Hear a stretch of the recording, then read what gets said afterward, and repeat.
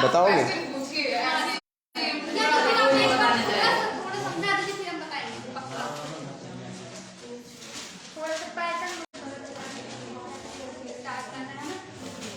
देखो पैटर्न की अगर हम बात करें, ठीक है, तो इसमें कोई मतलब नहीं है। स्ट्रक्चर ऑफ ओव्यूल, ठीक है, ये है क्या?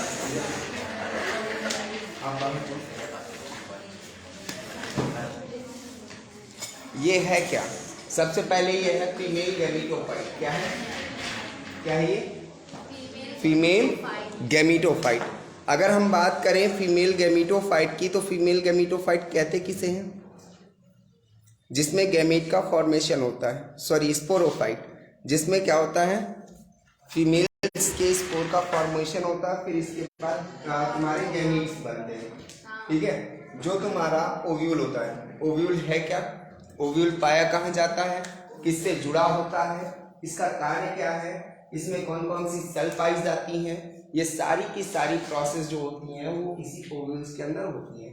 तो सबसे पहले हम बात करें फ्यूनिकल की, ठीक है। फ्यूनिकल पाया कहाँ जाता है, किससे जुड़ा होता है, इसका काम क्या है, तो ये जितनी भी प्रोसेस होती हैं ये सारी प्रोसेस अभी हम बताने वाले हैं। तो सबसे पहले अगर हम बात करें फ्यूनिकल की, ठीक है, तो फ्यूनिकल जैसे हमने कल बताया हुआ था कि फीमेल जेनाइटल ऑर्गन का, ठीक है, फीमेल जेनाइटल ऑर्गन को 3 भागों में बांटा गया है। कौन कौन सा, कौन बताएगा? फीमेल जेनाइटल ऑर्गन को कितने भागों में बांटा गया है? 3। तो वो 3 भाग कौन कौन से? स्टिग्मा, स्टाइल और ओवरी, ठीक है। तो अगर हम बात करें तो ये है तुम्हारा स्टिग्मा, इसके बाद ये है स्टाइल और ये है ओवरी, ठीक है। तो ये तुम्हारा हो गया स्टिग्मा, स्टाइल, ओवरी, जो फीमेल ऑर्गन है, ठीक है। फीमेल ऑर्गन को 3 भागों में बांटा गया है। इसके बाद अगर हम फ्यूनिकल की बात करें तो ये जो आपका जायांग होता है, ठीक है, तो ध्यान रखिएगा जायांग से ही तुम्हारा क्या जुड़ा होता है? फ्यूनिकल जुड़ा होता है, ठीक है। अब फ्यूनिकल के अंदर एक नली के जैसी संरचना बनी होती है जो हमने नीले कलर की डाल रखी हुई है, जिसको हम वैस्कुलर बंडल कहते हैं या वैस्कुलर स्ट्रेन के नाम से जाना जाता है। इसका काम क्या है? वैस्कुलर बंडल का काम क्या है? तो भाई वैस्कुलर बंडल बना किसका होता है? तो सबसे पहले ये बता दो, वैस्कुलर बंडल बना किसका होता है?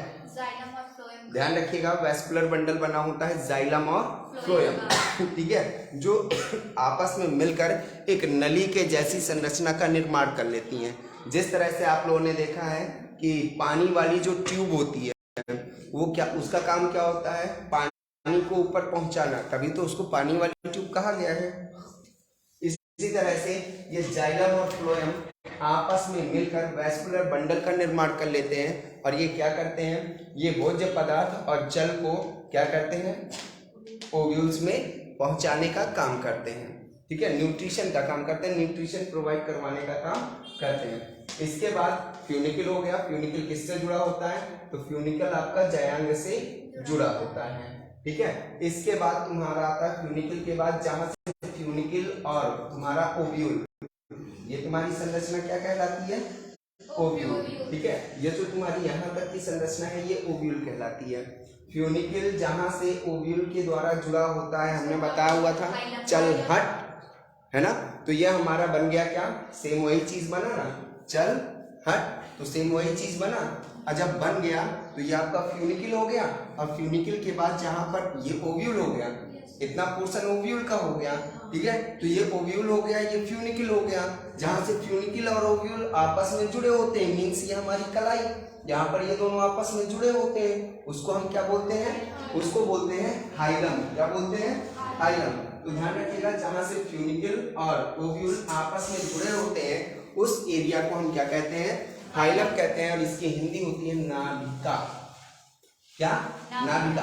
तो जहां से फ्यूनिकल और ओव्यूल आपस में जुड़े होते हैं उसको हम क्या कहते हैं? नाभिका कहते हैं। इसके बाद आता है तुम्हारा कौन सा? नुसेल्स। जो ओव्यूल का अधिकांश भाग होता है वो किसका बना होता है? नुसेल्स का बना होता है। किसका बना होता है? Mutual sex. और ध्यान रखिएगा इस ओव्यूल के बीच में एक थैले के जैसी संरचना पाई जाती है जिसको हम एम्ब्रियो सैक कहते हैं। क्या कहते हैं? Embryo sac. और जो एम्ब्रियो सैक होता है वह एम्ब्रियो सैक 2 लेयर से घिरा होता है, 2 सुरक्षात्मक परतों से घिरा होता है, जिसको हम क्या कहते हैं? 2 सुरक्षात्मक परतों से चुप रहना, जो 2 सुरक्षात्मक परतों से घिरा होता है जिसको हम क्या कहते हैं? हाँ, थोड़ा और क्लियर करो। चुप चुप।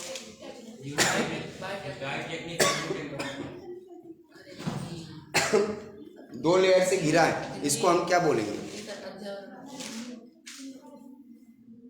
इंटेगमिक। ठीक है, इंटेगमिक। ठीक है, या इसी को बाइटेगमिक। क्यों? ये ध्यान रखना, इधर इधर इधर। अब इंटेगुमेंट या बाइटेगमिक, धैर्य रखो। ठीक है, इंटेगुमेंट। ठीक है, किसका बना होता है?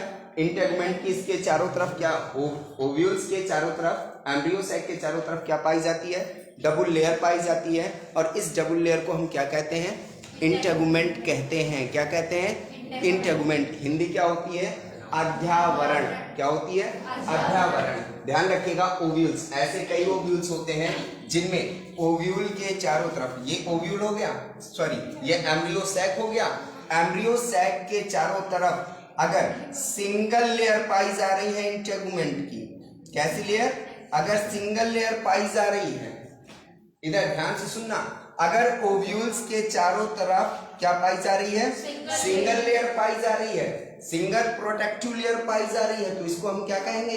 यूनिटेक्निक। क्या कहेंगे? यूनिटेक्निक। अगर इसी के चारों तरफ तुम्हारी डबल लेयर है, जैसी जैसे इसमें बनाई हुई है, एक ग्रीन से एक ब्लैक से बनाई है ना, 2 लेयर है, एक ग्रीन की और एक ब्लैक की, 2 लेयर पाई जा रही है इंटेगुमेंट की, तो जिसमें 2 लेयर होंगी उसको क्या कहेंगे? बाइटेक्निक कहेंगे। और जिसमें एक लेयर होगी उसको क्या कहेंगे?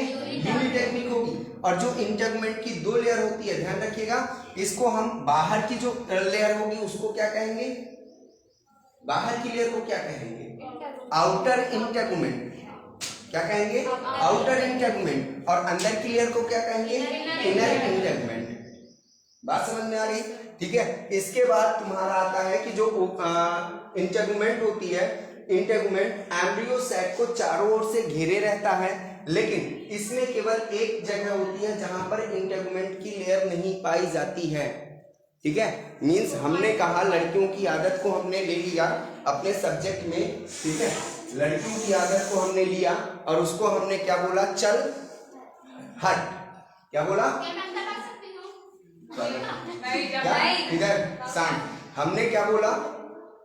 हमने क्या बोला? चल इधर इधर, चल हट। हमने बोला चल हट। यह हमारा क्या बन गया? ओव्यूल बन गया। बन गया। ठीक है, अब ओव्यूल बन तो गया। अब ओव्यूल बनने के बाद ये कप ही हम ले लें। अब कप को ये चारों ओर से घेरे हुए, ठीक है, लेकिन कप को चारों ओर से तो घेरे हैं, लेकिन इसके फ्रंट एरिया में अभी लेयर नहीं पाई जा रही है। तो ये तो खुला है भाई। अगर कोई ऊपर से पत्थर मारेगा तो ये प्रोटेक्ट कर रहा है, नीचे से मारेगा तो ये प्रोटेक्ट कर रहा है, पीछे से मारेगा तो ये प्रोटेक्ट कर रहा है कि नहीं कर रहा है? लेकिन अगर किसी ने अगर सामने से मार दिया तो कब क्या हो जाएगा? टूट जाएगा। मींस जो तुम्हारे पॉलन ग्रेन्स के गैमीट हैं वो गैमीट कहां से प्रवेश करेंगे? सामने से। कहां से? सामने से।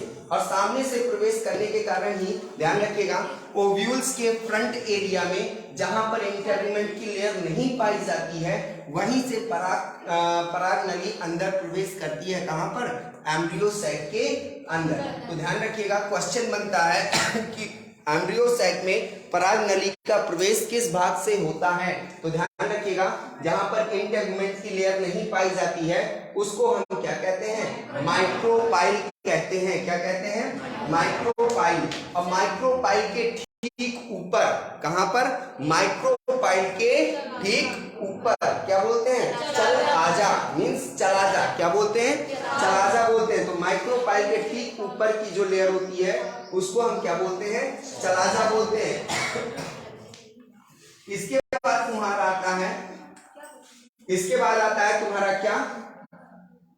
इसके बाद आता है तुम्हारा कि एम्ब्रियो सैक। एम्ब्रियो सैक के अंदर, अब एम्ब्रियो सैक को देख लो। एम्ब्रियो सैक जो होती है, एम्ब्रियो सैक कहां बता दे, इसको इरेज करें क्या? इसको इरेज करें, बना रहे सर आपने यहाँ पर बताया था कि जनन क्षेत्र होता है, उसी को माइक्रोपाइल कहेंगे। जनन क्षेत्र इसमें कहाँ होता है बेटा, कहाँ बताया है इसमें? इसमें कहाँ, हमने पॉलिन ग्रेन में बताया था, वहां जनन क्षेत्र होता है। अब इधर इधर इधर ये तो हमने बता दिया किसके बारे में, ओव्यूल्स के बारे में। क्या क्या चीजें हैं आप ध्यान से सुनना। पहली चीज कि ओव्यूल्स में फ्यूनिकल पाया जाता है, व्रंत पाया जाता है। यह व्रंत किससे जुड़ा होता है? जायांग से जुड़ा होता है, बीजांड से जुड़ा होता है, जिसके कारण इसको हम बीजांड व्रंत कहते हैं। ये जो बीजांड व्रंत होता है ये चारों ओर से, या ओव्यूल्स होता है, वो किसका बना होता है? नुसेल्स की सेल का बना होता है, जिसको और हम क्या कहते हैं? पैरेन्काइमेटस टिश्यू कहते हैं। क्या कहते हैं? पैरेन्काइमेटस सेल कहते हैं। और इन्हीं पैरेन्काइमेटस सेल को हम क्या कहते हैं? नुसेल्स के नाम से जाना जाता है। कल लिखवाया, ठीक है। इसके बाद जो ओव्यूल्स होता है, ओव्यूल्स हमारा दो सुरक्षात्मक लेयर से घिरा होता है, जिसको हम इंटेगुमेंट कहते हैं। और वो सुरक्षात्मक लेयर अगर एम्ब्रियो सैक को डबल लेयर से घेरे है तो उसको हम बाइटेगमिक कहते हैं। अगर सिंगल लेयर से घेरे हुए है तो यूनिटेगमिक कहते हैं। अगर सिंगल लेयर है तो यूनिटेगमिक, और अगर दो लेयर है तो बाइटेगमिक, ठीक है। इसके बाद जो ओव्यूल होता है, ओव्यूल के मुख पर मींस फ्रंट एरिया पे एक तरफ से इंटेगुमेंट की लेयर नहीं पाई जाती है, जिसको हम माइक्रोपाइल कहते हैं। और माइक्रोपाइल के ठीक ऊपर की जो लेयर होती है उसको हम चलाजा कहते हैं। ये तो हो गया स्ट्रक्चर ऑफ ओव्यूल। इतना क्लियर हो गया? किसको नहीं हुआ? कोई क्वेश्चन अभी पूछो।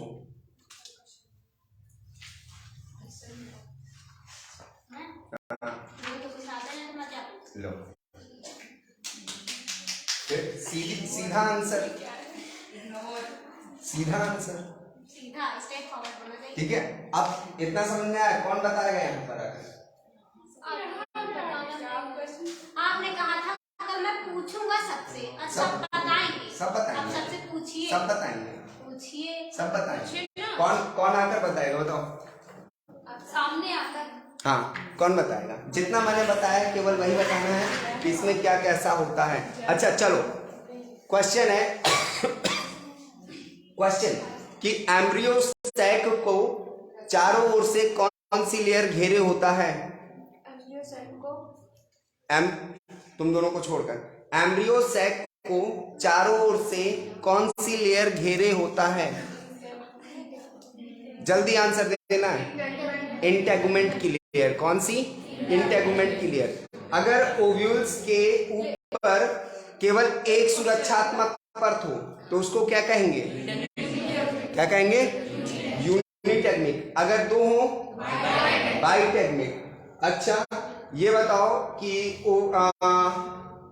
ओव्यूल्स की अधिकांश सेल किसकी बनी होती हैं? नुसेल्स की। नुसेल्स को और क्या नाम दिया जाता है? मृदु ऊतक, इंग्लिश में पैरेन्काइमेटस टिश्यू। क्या? Soft tissue. बेटा सॉफ्ट टिश्यू का मतलब होता है मुलायम ऊतक। मृदु, हाँ मृदु ऊतक पैरेन्काइमेटस टिश्यू। किसने किसने कहा था? किसने कहा था? नहीं, गलत है। अच्छा इधर ये बताओ, फ्यूनिकल का काम क्या होता है? फ्यूनिकल, हाँ ये गाइनोसियम से जुड़ता है, जुड़ा रहता है, ये काम ठीक होता है सर? हाँ, वो उसको जोड़े रखने का काम करता है। अच्छा ये बताओ, वैस्कुलर बंडल का काम क्या है? वैस्कुलर बंडल का, ये जो हमारा फ्यूनिकल के अंदर नीले कलर की लाइन लगाई हुई है, वैस्कुलर बंडल, इसका काम क्या है? ओव्यूल्स को पोषण देना। क्या? ओव्यूल्स को पोषण देना, ठीक है। अच्छा जी ये बताइए, अब थोड़ा सा मैं एम्ब्रियो सैक के बारे में और बताने हैं। अच्छा ये बताओ, जहां पर एक क्वेश्चन और दो क्वेश्चन, जहां पर पेरेंकाइमेटस, जिससे पूछेंगे वो बताएगा, जहां पर पेरेंकाइमेटस सेल नहीं पाई जाती है उसको क्या कहते हैं? हाथ ऊपर। जहां पर पेरेंकाइमेटस सेल नहीं पाई जाती है उसको क्या कहते हैं?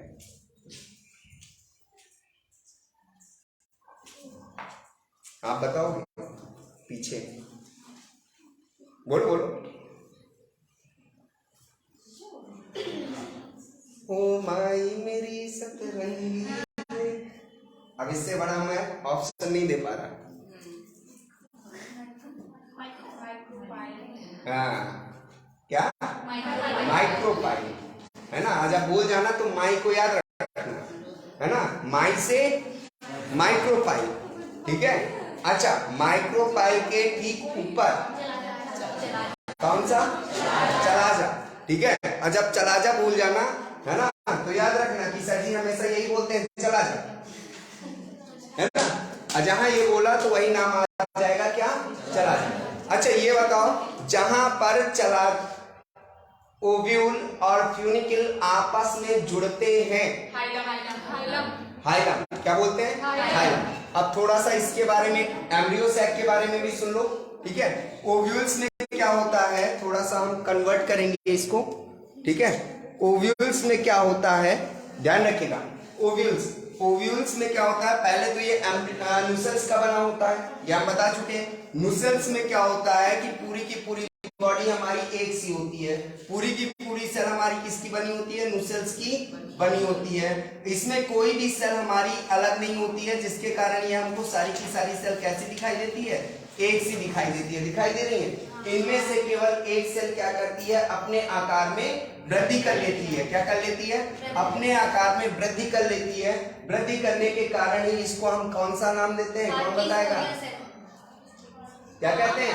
Archesporial cell. क्या कहते हैं? आपने जब बताया था कि पेरेंकाइमेटस टिश्यू की बनी होती है जिसको न्यूसेल्स कहते हैं, आप बता दें न्यूसेल्स की। ये सारी की सारी हमारी क्या है? न्यूसेल्स की सेल है, जो पेरेंकाइमेटस सेल की बनी है, न्यूसेल्स है। इनमें से कोई एक सेल, हमने बताया था कि अगर शादी है तो सब तैयार होकर जाते हैं, लेकिन उनमें से कोई एक ही बंदा होता है जो अलग तैयार नजर आता है ना। दूल्हा दुल्हन आते हैं कि ना? क्यों? क्योंकि वो हमारी कौन सी सेल है? पेरेंकाइमेटस टिश्यू है। कौन सी? सॉरी, आर्किस्पोरियल सेल है। कौन सी है? Archesporial cell. इसी तरह से इनमें से कोई एक सेल, ध्यान रखिएगा, कोई भी हो सकती है, इनमें से केवल एक सेल अपने आकार में अति वृद्धि कर लेगी। अति वृद्धि का मतलब है कि बाकी सेलों से क्या हो जाएगी? अलग हो जाएगी, बड़ी हो जाएगी। और जब बाकी सेलों से अलग हो जाएगी तो वो हमको स्पष्ट रूप से दिखाई देने लगेगी, दिखाई देने लगी। इसके बाद ये क्या करेगी? इसमें माइटोसिस डिवीजन होगा, जिसमें से ये 4 कोशिकाओं का निर्माण कर लेंगी। कितने कोशिकाओं की? 4 कोशिकाओं का ये निर्माण कर लेंगी। उनमें से सबसे नीचे की जो कोशिका होगी ये विभाजन करेंगी और कितनी कोशिका बनाएंगी? 4, ठीक है। इनमें से 4 कोशिकाओं का निर्माण होगा और निर्माण होने के बाद इनमें ऊपर की 3 जो कोशिकाएं होंगी उनका कोई भी काम नहीं होता है, जिसके कारण ये क्या हो जाती हैं? नष्ट हो जाती हैं। केवल एक ही कोशिका बचती है जिसको हम फंक्शनल सेल कहते हैं, या इसी को हम मदर सेल कहते हैं। क्या कहते हैं? फंक्शनल सेल या मदर सेल। तो ये हमारी क्या हो जाएंगी? नष्ट हो जाएंगी। इसके बाद ये क्या करेगी? न्यूट्रिशन लेगी, पोषक पदार्थों को लेगी और कुछ समय बाद क्या करेगी? एम्ब्रियो सैक के ओव्यूल्स के अधिकांश भाग को घेर लेगी। तो ये क्या करेगी? ओव्यूल्स के अधिकांश भाग को घेर लेगी। घेर लिया, बड़ी हो गई। अब इसमें कितने केंद्रक थे? एक। कितने केंद्रक थे? एक। अब इसमें चलेगा माइटोसिस डिवीजन। कौन सा? माइटोसिस डिवीजन, जिसके कारण यह विभाजित होगी और 8 कोशिकाओं का निर्माण करेगी। कितनी कोशिका? 8 कोशिकाओं का निर्माण करेगी। कितनी? 8 कोशिका बन गई। 8 कोशिका कैसे? पहले ये क्या करेगी? 1 से 2 बनेगी, जिसमें से एक कहां चली जाएगी? ऊपर। हाँ, कहां जाएगी? चलाजा की ओर। कहाँ जाएगी? एक चली जाएगी चलाजा की ओर, तो दूसरी कहाँ रहेगी? माइक्रोपाइल की ओर। ध्यान रखिएगा, ओव्यूल्स में दो चीजें याद रखनी है, पहला माइक्रोपाइल, ठीक है, और दूसरा चलाजा। तो एक चली जाएगी कहाँ पर? माइक्रोपाइल की ओर, और एक चली जाएगी चलाजा की ओर। फिर से इनमें विभाजन होगा तो दो से कितनी बनेंगी? चार। फिर से विभाजन होगा तो 4 से 8, ठीक है। तो 8 में से 4 कोशिकाएं कहाँ होंगी? ऊपर, और 4 कहाँ होंगी? नीचे होंगी। इसके बाद एक कोशिका तुम्हारी ऊपर चलाजा से, और एक कोशिका तुम्हारी कहाँ से? माइक्रोपाइल से। ये क्या हो जाएंगी? कहाँ पहुंचेंगी? ध्रुव की ओर, केंद्रीय भाग की ओर, ठीक है। और ध्यान रखिएगा, ऊपर कितनी कोशिकाएं बची? 3, और नीचे कितनी बची? 3, और बीच में कितनी आ गई? 2। तो इनको क्या कहेंगे? तो इन कोशिकाओं को कहेंगे एंटीपोडल। क्या कहेंगे? एंटीपोडल। और इनको क्या कहेंगे? ध्यान रखिएगा, इनमें नीचे माइक्रोपाइल के पास 3 कोशिकाएं होंगी। उन 3 कोशिकाओं में से 2 कोशिकाओं को हम कहेंगे सिनर्जिड सेल, और एक कोशिका को कहेंगे एक्स सेल, ठीक है। तो इनमें से ये अगल बगल की 2 कोशिकाएं कहलाएंगी कौन सी? सिनर्जिड। कौन सी कोशिका? सिनर्जिड कोशिका। और एक ये वाली जो सेल है इसको क्या कहेंगे? X cell. और यही एक्स सेल निषेचित होकर जाइगोट का निर्माण करेंगे। बीच वाली जो कोशिका होती है इसको क्या कहते हैं? तो इसको हम क्या कहते हैं? Polar bodies. क्या कहते हैं? Polar bodies. क्या कहते हैं? Polar bodies. और ध्यान रखिएगा, निषेचन से पहले का, अभी तो अलग अलग दिख रही है ना, लेकिन निषेचन से पहले ये दोनों आपस में मिलकर सेकेंडरी न्यूक्लियस का निर्माण कर लेती हैं, उससे पहले नहीं।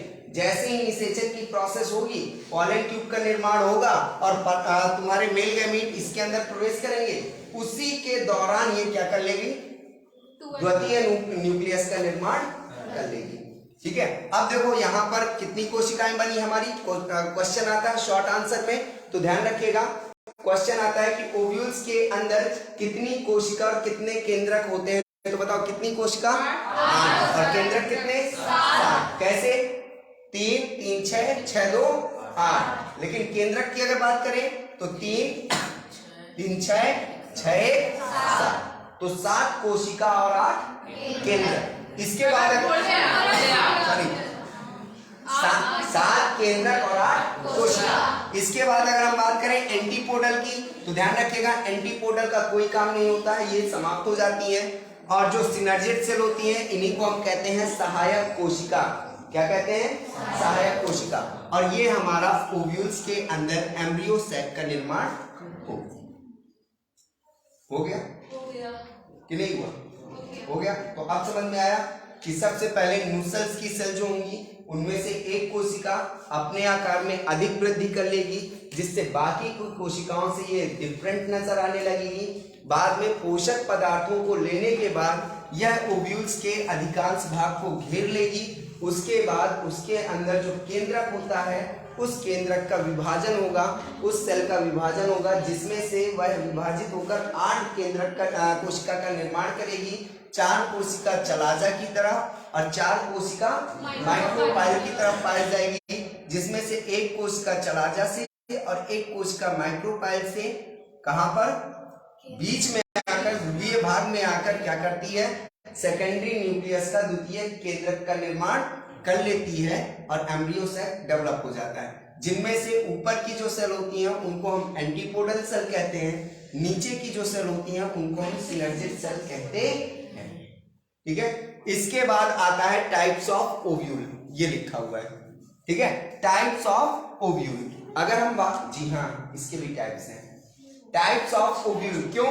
क्योंकि ध्यान रखिएगा हर पौधे में अलग अलग प्रकार के ओव्यूल्स पाए जाते हैं, लेकिन किसके आधार पर?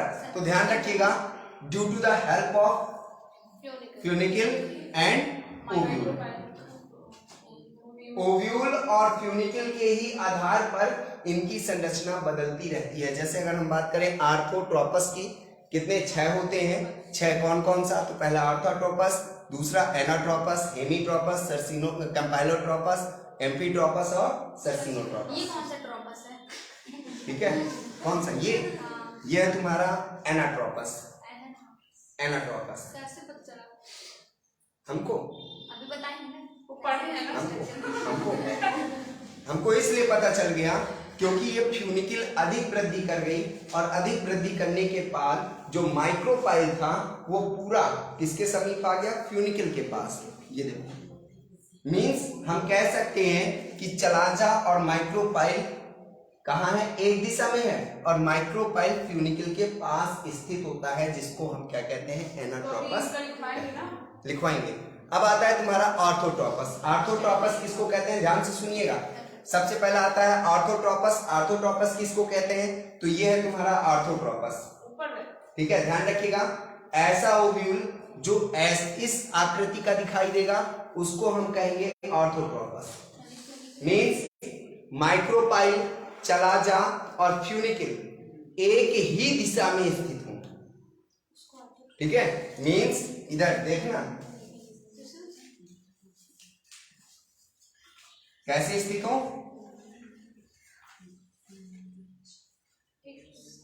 एक ही दिशा में। ठीक है, तो उसको हम क्या कहेंगे? ऐसे। ठीक है, जब हमारा माइक्रोपाइल, चलाजा और फ्यूनिकल एक ही दिशा में स्थित हो तो उसको हम क्या कहेंगे? ऑर्थोट्रोपस। इसके बाद आता है तुम्हारा एनाट्रोपस। एनाट्रोपस किसको कहते हैं? तो ध्यान रखिएगा, जब हमारी फ्यूनिकल अधिक वृद्धि कर जाती है जिसके कारण ओव्यूल्स नीचे की ओर झुक जाता है और ओव्यूल जो होता है वो फ्यूनिकल के पास आ जाता है, जिसको हम एनाट्रोपस कहते हैं। और एनाट्रोपस का ये है, ओव्यूल्स पूरा का पूरा किसके पास लगा हुआ है? फ्यूनिकल के पास लगा हुआ है। ऐसे ओव्यूल्स को हम क्या कहते हैं? एनाट्रोपस कहते हैं। इसके बाद आता है तुम्हारा कौन सा? हेमीट्रोपस। हेमीट्रोपस क्या है? तो हेमीट्रोपस में ध्यान रखिएगा, हेमीट्रोपस में 90 डिग्री का कोण होता है। कितने डिग्री का? 90 डिग्री का। ध्यान रखिएगा, 90 डिग्री का कोण होता है। अर्थात जो चलाजा होता है, चलाजा और ओव्यूल, चलाजा और ओव्यूल क्या करते हैं? सॉरी, चलाजा और माइक्रोपाइल फ्यूनिकल से 90 डिग्री के कोण पर स्थित होते हैं। कितने डिग्री के कोण पर? 90 डिग्री के कोण पर। चलाजा और माइक्रोपाइल फ्यूनिकल से 90 डिग्री के कोण पर स्थित होते हैं, जिसको हम हेमीट्रोपस कहते हैं। ठीक है, ऐसे बिल्कुल 90 डिग्री के कोण पर। ठीक है, माइक्रोपाइल, चलाजा और फ्यूनिकल जब कितने में स्थित हो? 90 डिग्री के कोण पर, तो उसको हम क्या कहेंगे? हेमीट्रोपस। अच्छा ये बताओ, ऑर्थोट्रोपस किसको कहेंगे? जिसपे एक ऑर्थोट्रोपस एक ही दिशा में हो। अच्छा, एनाट्रोपस तुम बताओ।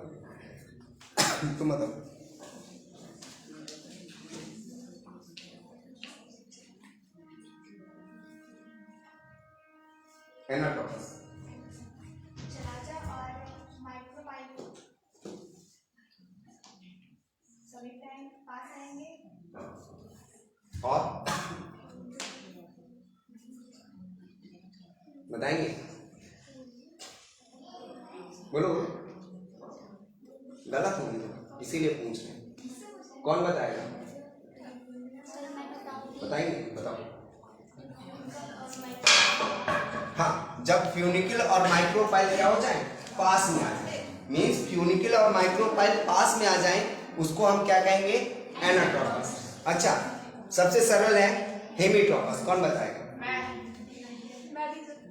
और तो 10 रुपए दीजिए। बताओ। हेमीट्रोपस सबसे इजी है। बस मैं बता दूंगी। हाँ, 90 एंगल वाला। बताओ बताओ बताओ। 90 एंगल वाला है, बताओ बताओ। कौन बताएगा? रिया, बोलो बोलो। हाँ, कौन स्थित होता है? कौन कौन स्थित होता है? बताओ। चलाजा और माइक्रोपाइल फ्यूनिकल के 90 डिग्री पर स्थित होता है। हाँ, चलाजा और माइक्रोपाइल फ्यूनिकल से 90 डिग्री के कोण पर, हमने बताया था ये। ठीक है, पहला ऑर्थोट्रोपस, ध्यान रखिएगा। ऑर्थोट्रोपस सीधी रेखा में, ठीक है। इसके बाद एनाट्रोपस माइक्रोपाइल फ्यूनिकल के पास, दूसरा 90 डिग्री कौन सा, हेमिट्रोपस, और सबसे इजी है तुम्हारा कैम्पाइलोट्रोपस, सबसे इजी, कम वक्त सबसे इजी। पता है क्या, पता है क्या, हा? अरे तुम्हारे लिए सबसे इजी जो माइक्रोपाइल और चलाजा होता है वो जिगजैग होता है। हाँ बस बस बस बस ऐसे ही लहराता है, मतलब अभी ऐसा है ना एक दिशा में है ना, तो जो माइक्रोपाइल और चलाजा होता है वो जिगजैग होता है।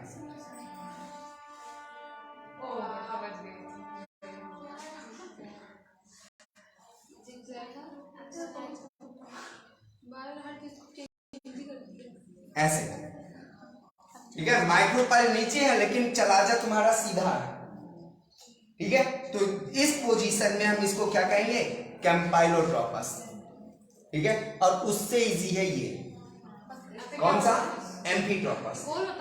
एम्फीट्रोपस क्या है तो ध्यान रखिएगा, जहां पर भी ओव्यूल आपको, ओव्यूल के अंदर आपको क्या, एम्ब्रियो सेट, जहां पर आपको एम्ब्रियो सेट, घोड़े की नाल देखी है, घोड़े की नाल वो जो उसके जो अंदर लगा के रखते हैं, पैर में पहनाई जाती है, घोड़े को पैर में पहनाई जाती है, ऐसी होती है, ऐसी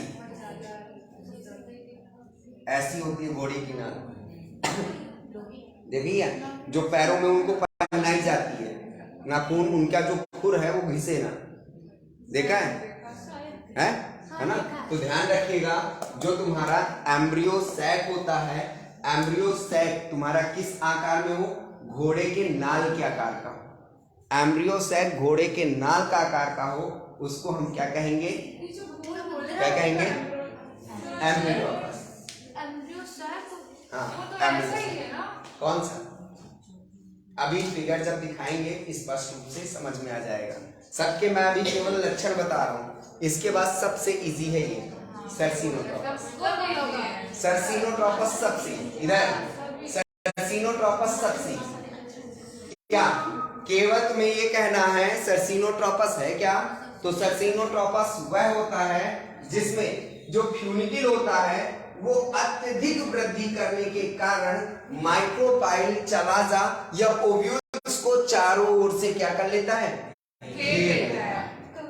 मतलब कि ये हमारा ओव्यूल बन गया, ये हमारा मार्कर भी बन गया, हाँ ये हमारा ओव्यूल बन गया, बन गया, ये हमारा फ्यूनिकल लग गया, लग गया, नौ बन गया ना, है ना। अब ये ओव्यूल को क्या करेगा, चारों ओर से क्या कर लेगा, घेर लेगा। तो फ्यूनिकल इतनी अधिक वृद्धि कर जाती है कि वह ओव्यूल्स को चारों ओर से घेर लेता है, जिसको हम क्या कहते हैं, सर्सिनोट्रोपस कहते हैं। अब इसमें देख लो, पहला नंबर कौन सा, ऑर्थोट्रोपस। इसमें देखो माइक्रोपाइल चलाजा एक ही दिशा में है कि नहीं है, फ्यूनिकल, माइक्रोपाइल चलाजा और फ्यूनिकल एक ही दिशा में है, इसको क्या कहेंगे, ऑर्थोट्रोपस।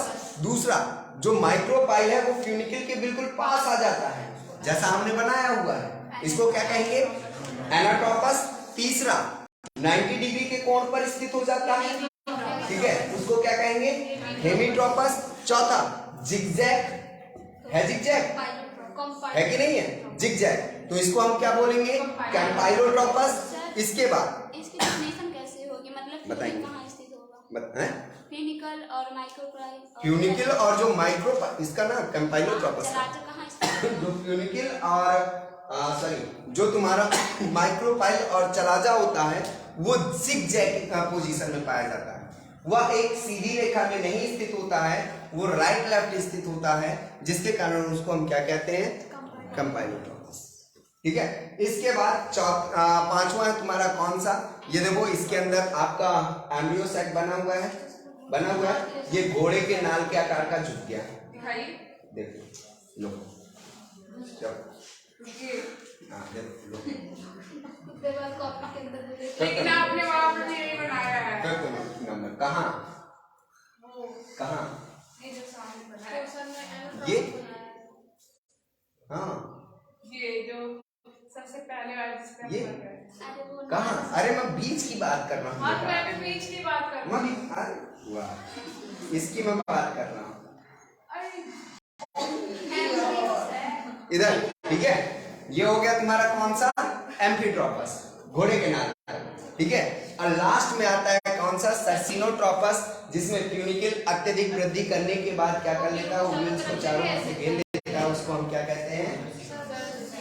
सर्सिनोट्रोपस कहते हैं। तो ये बताओ इधर ओव्यूल्स को कितने भागों में बांटा गया है? कौन कौन बताएगा? कौन बताएगा? क्या? ऑर्थोट्रोपस, एनाट्रोपस, एपिट्रोपस, कंपाइलोट्रोपस, एम्फिट्रोपस और सर्सिनोट्रोपस।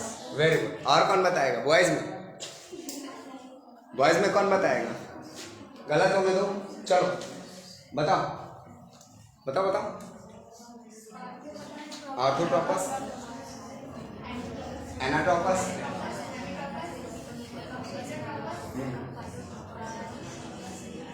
और बोलो बोलो। हाँ हाँ, सर्सिनोट्रोपस, तुम बोलो।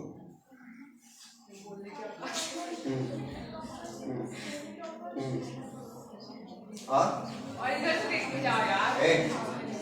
बेटा चुप रहो। कैम्पाइलोट्रोपस और एम्फिट्रोपस, सर्सिनोट्रोपस। खुद नहीं बता पा रही? बोलो रिंचन जल्दी। अच्छा चलो मेरे साथ बोलो, ठीक है। सबसे पहला आर्थोट्रोपस, बच्चों के जैसे याद करवा देते हैं। बोलो आर्थोट्रोपस, कौन सा? आर्थोट्रोपस। दूसरा एनाट्रोपस। तीसरा हेमिट्रोपस। देखो एक तो पहले देखो, मैं तुम लोगों को बता दूं, अभी तुम लोग मजाक कर रहे हो, ठीक है, मस्ती कर रहे हो। अब मैं बार बार कह रहा हूं कि ये बहुत इंपॉर्टेंट रिलेशन है, ये ध्यान रखना। सॉलिड इसमें से क्वेश्चन आएंगे और इसके बाद पॉलिनेशन चालू हो गया, और ये पॉलिनेशन लॉन्ग आंसर है। और पॉलिनेशन तब तक नहीं होगा तुम्हारा जब तक इसका निषेचन नहीं करवा देंगे। अभी इसके बाद फ्रूट फॉर्मेशन भी है, और इस लेसन से सॉलिड तुम्हारा कम से कम 10 से 12 नंबर पूछा जाएगा। ये बहुत इंपॉर्टेंट लेसन है, ये ध्यान रखिएगा। अभी समय बहुत है, इसीलिए आराम से करवा रहे हैं, ना तो बढ़िया उठाते सेकंड लेसन और ठप्पे में पढ़ाते, ठीक है। तो चलो सबसे पहले बोलो ऑर्थोट्रोपस, दूसरा एनाट्रोपस, तीसरा हेमिट्रोपस, चौथा कैम्पाइलोट्रोपस, एम्फिट्रोपस, सर्सिनोट्रोपस, ठीक है। इधर सबसे पहला आर्थोट्रोपस, एनाट्रोपस, हेमिट्रोपस, कैम्पाइलोट्रोपस, एम्फिट्रोपस, सर्सिनोट्रोपस। क्लियर? क्लियर? पहला, दूसरा, तीसरा, चौथा, हाँ पांचवा, और लास्ट में आप बैठे बैठे एनाट्रोपस, कंपाइलो, एम्फिट्रोपस, सर्सिनोट्रोपस। तुम बोलो।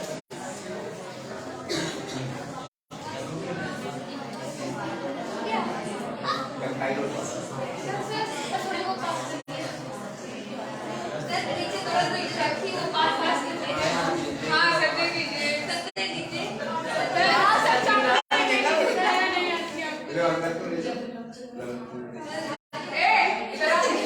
हाँ इधर आप बोलो बोलो बोलो बोलो बोलो। आर्थोट्रोपस, ले जाओ चलो।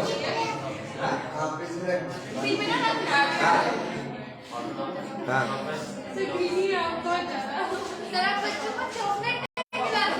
कभी नहीं। चलो इधर एक एक करके मेरे पास आएंगे, ठीक है। सबसे पहले कौन आएगा?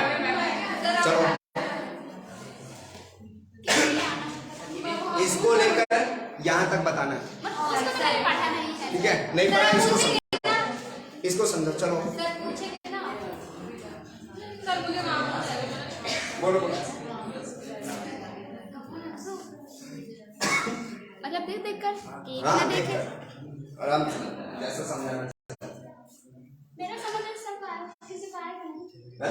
अरे हमें आता है। अरे ये समझा, आर्थोट्रोपस कैसा होता है, एनाट्रोपस कैसा होता है, हेमिट्रोपस, पैनोट्रोपस, एम्फिट्रोपस, एसिनोट्रोपस कैसे होते हैं ये बता। बता रहे थे मालूम है क्या बोलते हैं।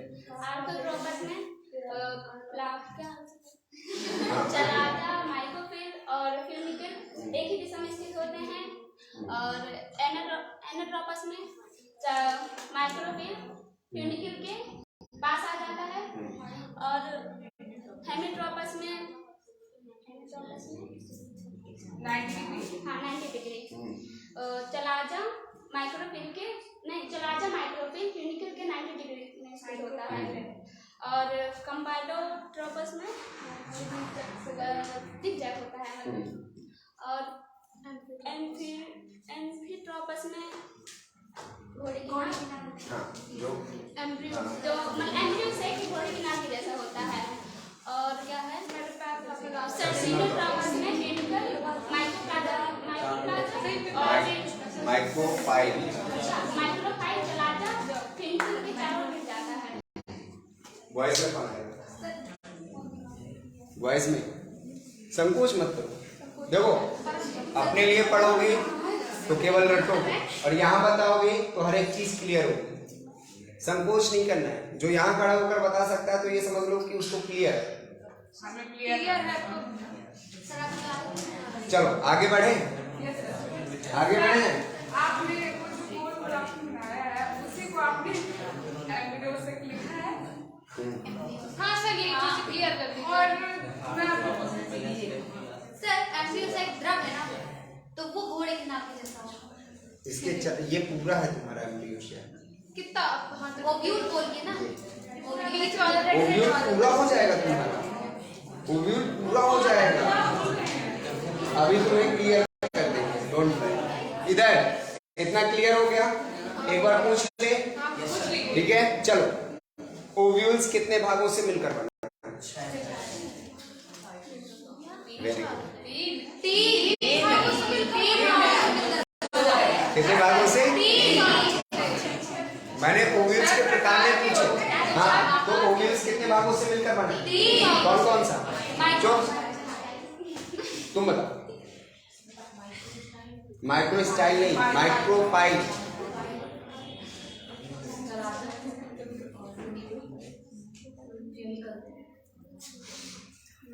दुर्गा तुम्हें ना दुर्गा आज चालू हो रही है, विसर्जित कर दूंगा, ध्यान रखना।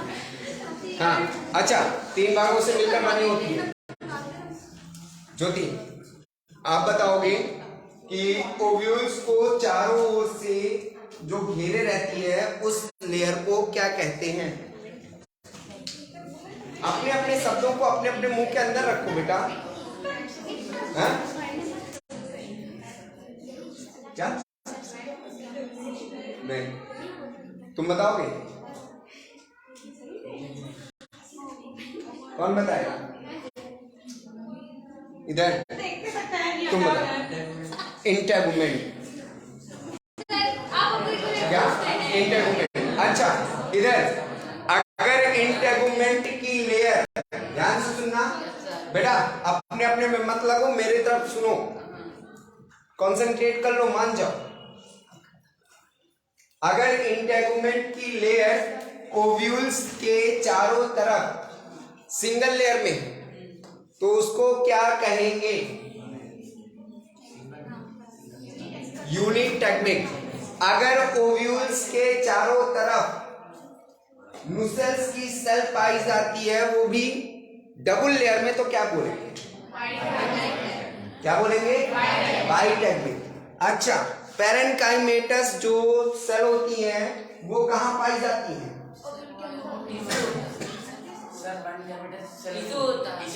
पैरेन्काइमेटस जो सेल होती हैं, वही सेल होती हैं, वो किस कहाँ पाई जाती हैं? उसके अंदर ओव्यूल्स के अधिकांश भाग में।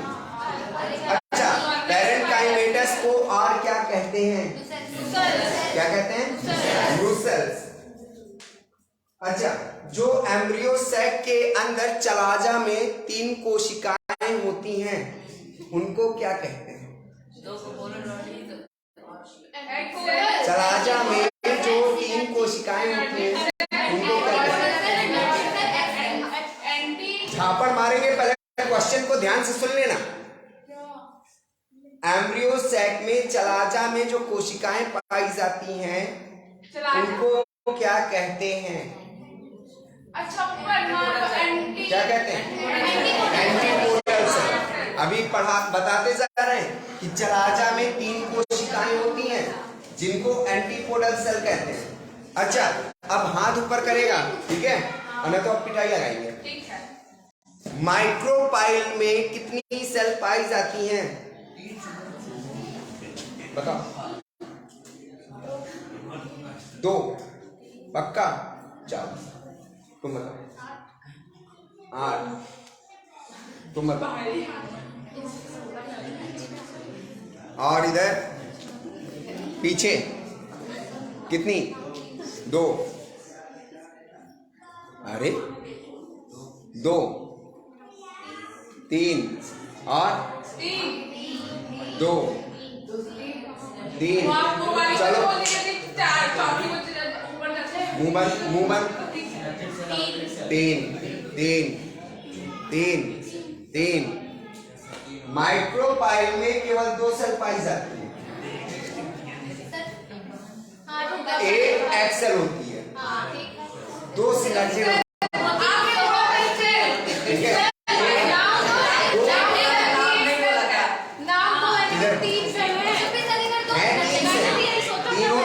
तो ध्यान रखिएगा, 2 होती हैं आपकी कौन सी? ये आपको बोलना चाहिए कि होती 3 है, लेकिन 2 सिनर्जी। बेटा देखो इधर, आज आप इधर लड़ लोगे लेकिन ओरल एग्जाम में नहीं लड़ पाओगे। पहले मेरी बात सुनो। इधर 70 नंबर आपके हैं, पहले ध्यान सुनना। 70 नंबर आपके हैं, 30 नंबर प्रैक्टिकल के है कि नहीं? अब ओरल देते समय आपसे यही क्वेश्चन अगर पूछ लिया गया कि बताइए माइक्रोपाइल में जो लेयर सेल होती हैं वो कितनी होती हैं, कितने प्रकार की होती हैं, तो आप क्या करोगे? तो वहां पर अगर हमने पूछ भी लिया कि कितनी सेल होती हैं, ठीक है, तो आपने बताया 3, लेकिन इसी के साथ आप और जोड़ोगे कि होती 3 है, साथ में जोड़ोगे। क्यों? क्योंकि एग्जामिनर के दिमाग को ना तो आपने पढ़ा है ना तो मैंने पढ़ा है, इसलिए हमें अपना कॉन्सेप्ट पूरा क्लियर करना है कि होती 3 सेल हैं, लेकिन उनमें से 2 होती हैं सहायक कोशिका और एक होती है एक्सेल। तब तुम्हारा आंसर वहां क्लियर होगा। बात समझ में आई? कॉन्सेप्ट क्लियर होना चाहिए, ये बस ध्यान रखना। हम चाहते तो हम ओके कर देते, लेकिन क्यों हमने ओके नहीं किया? क्योंकि ये चीजें तुम्हें एग्जामिनर ओरल के लिए तैयार करना है, ठीक है? कॉन्सेप्ट क्लियर होनी चाहिए हर चीज। तो सेल हुई तुम्हारी 3, लेकिन जिनमें से 2 सहायक कोशिका और एक एक्सेल। तब हम 2 बोल सकते हैं क्या? जब वो टाइप पूछेगा और ना भी पूछेगा तब भी हमें बोलना, ठीक है, वो बोल देंगे। ये भी ध्यान रखें। इतना क्लियर हो गया? आज क्लियर हुआ? इतना क्लियर हुआ? ध्यान रखिएगा, इधर इतना करवाने के बाद तुम्हारा पॉलिनेशन चालू हो जाएगा। पॉलिनेशन नहीं, इधर पॉलिनेशन चालू होगा, फिर बटरफ्लाई। और आप फॉर्म अभी सबमिट नहीं हुए, फिर